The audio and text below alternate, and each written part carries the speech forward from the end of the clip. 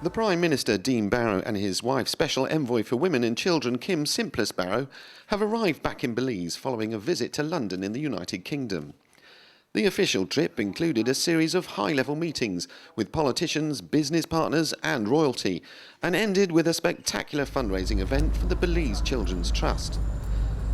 The packed schedule started with a boat trip down the River Thames, hosted by Tatenlau Sugar, where the Prime Minister and his family and staff from the Belize High Commission were treated to the sights of London before disembarking at the Tatenlau factory in East London.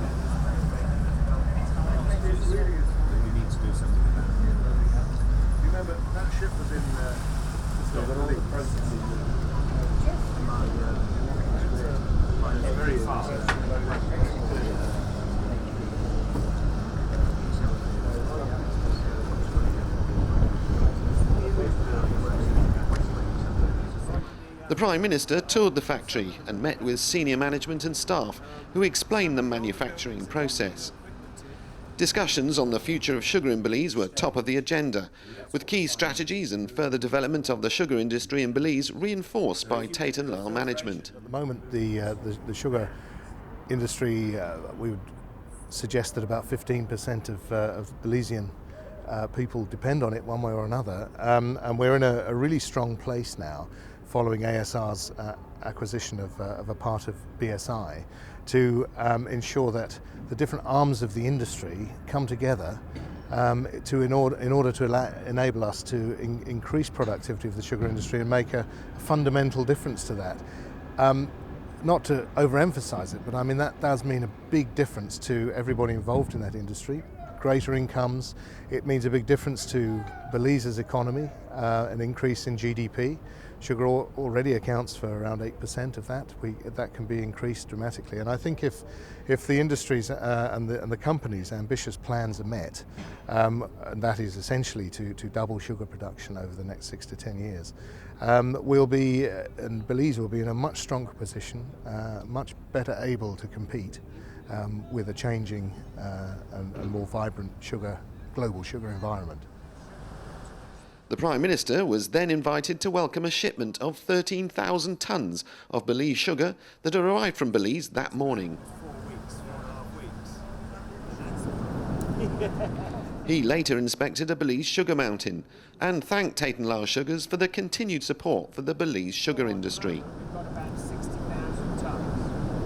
For me, it's wonderful to be here at this particular time. There's, of course, this visually spectacular backdrop with all this Belizean sugar here.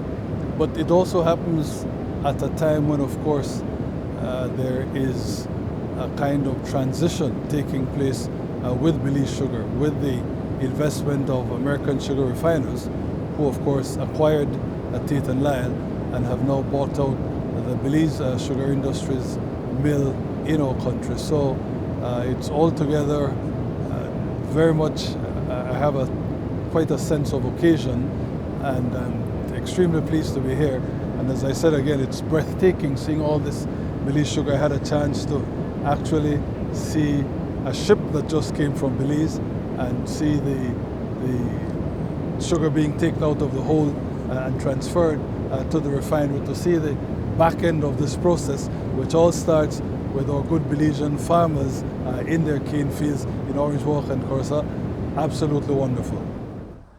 Day 2 of the visit started with the Prime Minister, accompanied by the Belize High Commissioner to London, Perla Perdomo, being welcomed at the Houses of Parliament, where he addressed MPs and Lords of the all-party parliamentary group in Belize, before watching Prime Minister's question time. Yep.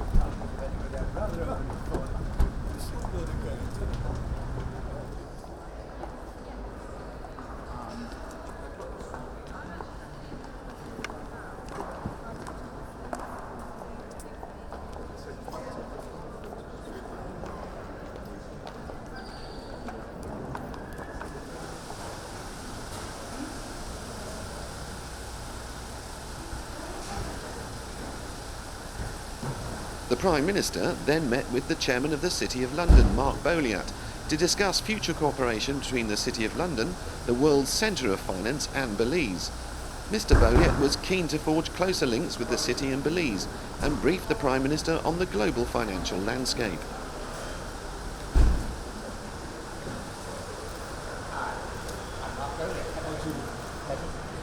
The City of London Corporation provides straightforward local authority services, but more importantly than that, we are a voice for the UK's financial services industry.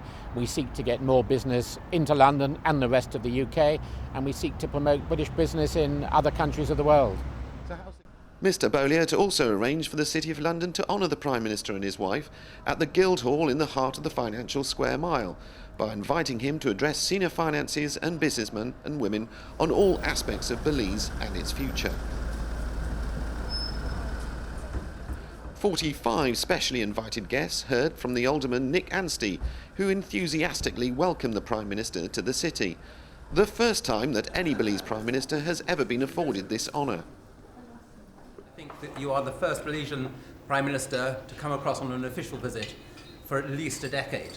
So you're more than welcome to join us here in London, and particularly to Guildhall, as I said. The Prime Minister responded by talking openly about a number of key issues affecting the whole region, including Belize bond restructuring, Guatemala, defence, investment, agriculture and the environment, and the challenges ahead for Belize and other Central American and Caribbean nations. The Belize vision is clear: to develop our country on the basis of democratic governance, social protection, and a resilient economy. And for that economy to grow and be competitive, public policy must be its handmaiden. We're therefore doing everything by way of infrastructure, resource allocation, concentration on health, education and training, and improvement of public sector efficiency and facilitation to make the word flesh and demonstrate that Belize is ready for the future. Thank you very much. Thank you. The Prime Minister later held talks with a number of the guests, looking at Belize as an important investment prospect, before he was invited for further key strategic talks with the Lord Mayor of London, Roger Gifford, at the Mansion House. During the visit, Kim Simplis Barrow also held some important meetings, first visiting one of the world's leading children's hospitals, St Thomas's, where she was greeted by staff and senior clinicians, and plans for future collaboration were discussed between the hospital and the proposed intensive care unit currently being built in Belize. I mean, no, in that case maybe, but you know, that sort of thing. It's groups like that. Later, the First Lady held a meeting with Cherie Blair, the wife of former British Prime Minister Tony Blair, where they shared experiences and discussed future cooperation between Mrs Blair's foundation and the work of Mrs Barrow. Well, I was delighted to be able to meet and share with her experiences of what you can achieve as a First Lady of your country. As we said, you don't have any power, but you do have influence. And to use that influence, as she is doing, to meet her passion for children, and to ensure that the children who are sick in Belize get access to the best possible care, and particularly with this paediatric intensive care unit. It's a marvellous example of how positive a role model a First Lady can be, and I'm really delighted to be able to share some experiences with each other, and I very much hope that we'll see each other again and share more experiences. Day 3 of the visit was a busy schedule, and it started with a series of press interviews of the Prime Minister, first appearing on the BBC flagship programme Today, broadcast across the world, where he was honoured also with a VIP tour of the new multi-million-pound headquarters. He later appeared on the top political programme with the UK's most respected political commentator, Adam Bolton, on Sky News, where again he talked about a number of issues, including Michael Ashcroft, McAfee and the Guatemala claim. The Prime Minister and the First Lady were then honoured with an audience with Her Majesty the Queen, before attending a meeting with His Royal Highness Prince Charles.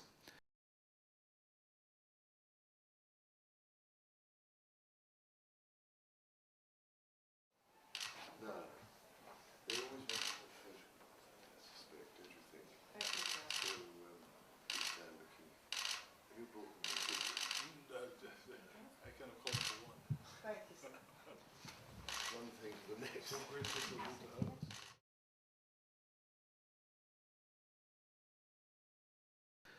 Further meetings with the Foreign Secretary William Hague and the Armed Forces Minister, who had served in Belize with the British Army, took place.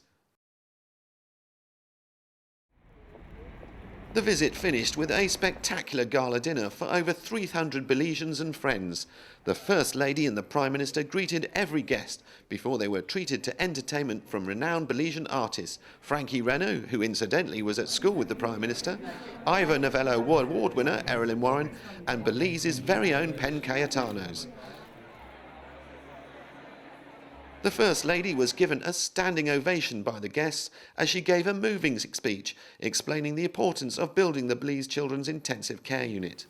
That we are successfully embarked on this critical mission of giving the children of Belize the best possible start in life. I thank you. The Prime Minister also spoke, thanking his wife for her important work and thanking Belizeans and friends of Belize in the UK for their continued support. I am here, of course, as I suppose the principal cheerleader for my wife, Kim, whom I love so very dearly, and whom The event raised a staggering $250,000 Belize and was celebrated by the Penn Cayetanos, who showcased the best of Punta Rock, a clear winner with all the guests. The Prime Minister and Kim thanked Perla Perdomo and her staff at the Belize High Commission in London for a trip that has cemented a number of key business and strategic political prospects for the future of Belize: business, jobs, tourism, agriculture, to name a few. Most importantly, the affection for Belize, its people and its Prime Minister and First Lady was a perfect ending to a very successful trip. Andy Wigmore, London.